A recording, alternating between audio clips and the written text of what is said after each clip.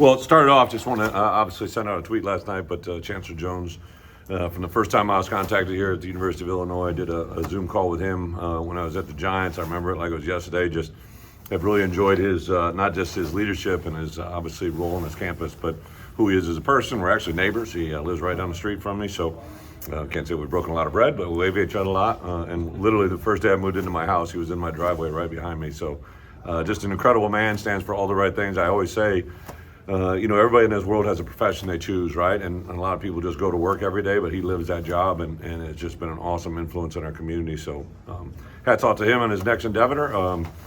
From our standpoint, we've had a lot of good practices bye week to this week. I thought our Tuesday, Wednesday, Thursday probably been the best week we've had collectively, offense, defense, special teams. Just been really excited where we are from an injury update. Really the only guy that, will be out that, started the Minnesota game was Dylan. Obviously, he's out removed, but Xavier, Pat Bryant, anybody that had anything that last game, that's all taken care of and shouldn't be any issues for Saturday. Really, that's about it. It should be a good day. A senior day means a lot. I've been doing this a long time. I remember my first senior year, or my first senior day as a head coach. I saw the emotion of our players, saw the emotion of the parents that they're around, right? So it's a really cool moment. Want to make sure it's memorable for everybody, but then we got to refocus and jump back in. It's a little bit unusual. We take the field so early. That sounds like a little thing, but it's a big thing, just getting our guys ready to play. So it's some things that we talk about between now and then that are very important, and to honor our seniors, but also our fans. This has been one of the best years in Illinois football history here of recent. To win 5 games, have a chance to win 6, I think it would mean a lot, not just to our players, but our fan base, and hopefully put that in order on Saturday. And with that, open up for questions.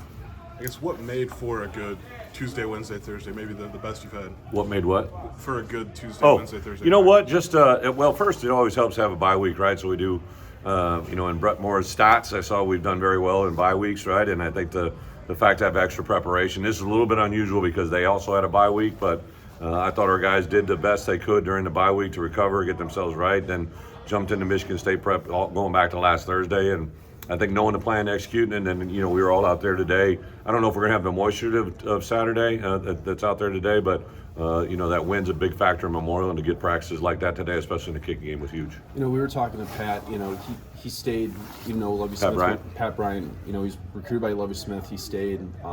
Transfer portal offers, he stayed. What was it like just to see him stick it out for 4 years? Well, I'm so fortunate. So many times in your life you are beneficial to things that you didn't have any idea were waiting for you, right? And Pat Bryant signed on a Wednesday. I got a job on Friday, so I never really had a chance to be around him before he made it official. I'm just glad he had the faith in that. Now, over that course of time, especially going even into this year, just the relationship that I've been able to build with him has been something that just means a lot to my heart, and where he is, who he stands for, what he represents. We had 4 NFL scouts in today, and a couple of them asked me specifically, what's been the difference, and I'm like, just the evolution of who he is, what he is, right? He's in our building every day at 5:15 a.m. He's been here about an hour and a half, hour 45. He's here before a lot of the people in this building are here, because he goes through his daily routine. He lives that process. He learned that. He would tell you that one of the things he took from Isaiah Williams was the process of being a good football player, and he's passed that on to this generation of players in our building now, and super excited where he is. He's getting married. I know him and his fiancée got a bright future together, and then football-wise, I think it's going to be unlimited.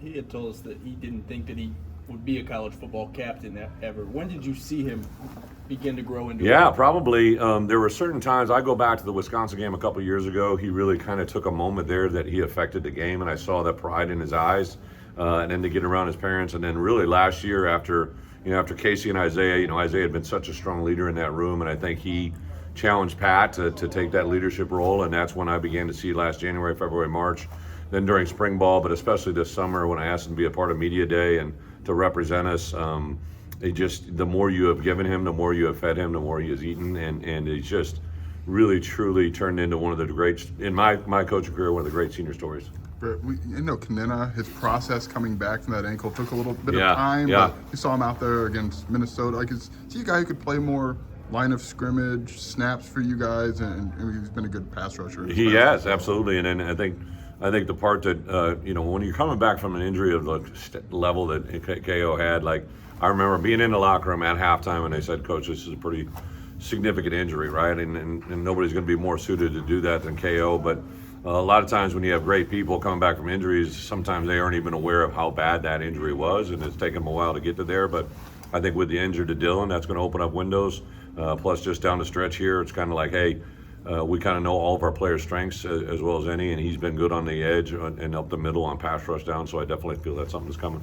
I guess for Ryan Meed, I mean, just what's maybe say about him, the path he took from walk-on 6 years ago to maybe being kind of indispensable at linebacker. Yeah, he's a guy, another one that truly benefited from. Had no idea, what was waiting here. I was the first guy to put him on scholarship. I always take that with a lot of pride because I think he's deserved it, earned it, worked for it. A year ago, I think it was kind of, I don't really follow PFF. I don't really believe in that stat all that much, but I know they awarded him as the Special Teams Player of the Year because statistically he did a lot of really good things. And that made a statement to me during the out of season. I know we made a vaunted effort to try and get him involved in the game as a linebacker. I know the arrival of Archie, I think, really opened up a window to him that him and Archie bonded quickly, and Archie's been very, very instrumental in the way he's playing right now at the line of scrimmage, which I think is a testament to both Ryan and Coach McDaniel. So, another good story. We have so many great things. Senior day, I got my Nike shoes last night, right? We get for every home game, and I was sitting there looking at them, and our seniors' names are on my shoes, right? And I never thought I'd say this, right? But I just sat there and looked at the shoes because they also represent a lot of great stories, right? And that's why we do what we do.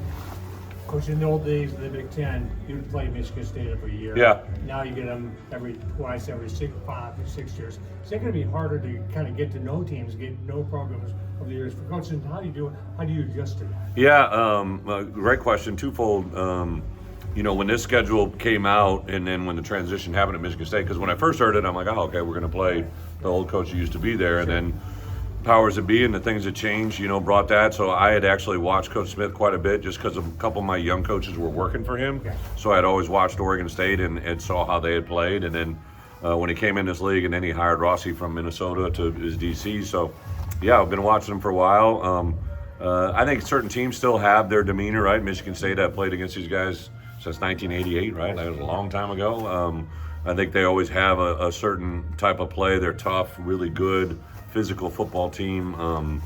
So I think there's a tremendous challenge. Obviously, the last time we saw them here in 2022, that was a kind of a game that's kind of forecasting weather-wise to be what Saturday is, and that was a huge factor. So a lot of things going into it, but it's every Saturday, and this Saturday just happens to be a group coming in from East Lansing, and we'll take advantage of the opportunity. JC Davis, how important was getting at that position? Yeah. I mean, you got a lot of younger guys kind of in the mix there, but to get him to come in and be a one-year bridge for what you have coming up. I give a lot of credit to Pat Hamilton and Jay Kaiser. Really, that connection was through Bart. Bart, played at New Mexico with his O-line coach, and then B. Bell, who's here now, was his GA, and then their offensive coordinator. So there was a lot of connect the dots moments. But I remember specifically being in the Smith Center on a Wednesday night, and I watched J.C. Davis play for the first time. I think we watched like 22 tackles that night, and I listed him number one. I just thought that in that portal at that point, he was the best tackle that I saw. And then he learned his story, learned a little bit about him. We talked to him on the phone. And then he was the very first player I went to see in the portal. I went that night to Albuquerque, New Mexico, had breakfast with him the next morning, and really just I love because what I saw on tape, I saw manifest in front of me. He's a very serious, good demeanor, really good high football IQ. I think at the next level, he has both tackle and guard value and flex. Extremely intelligent. Mom and dad his family are probably one of the most enjoyable home visits I've ever been out in the Bay Area. That just he don't say anything because he can't, because that house is full of chatter, right? Like, it's a great family, great demeanor. I think I'm trying to get him in one of the Senior Bowls because I think he's going to really, his stock is really rising because I think of the way he's played. All good?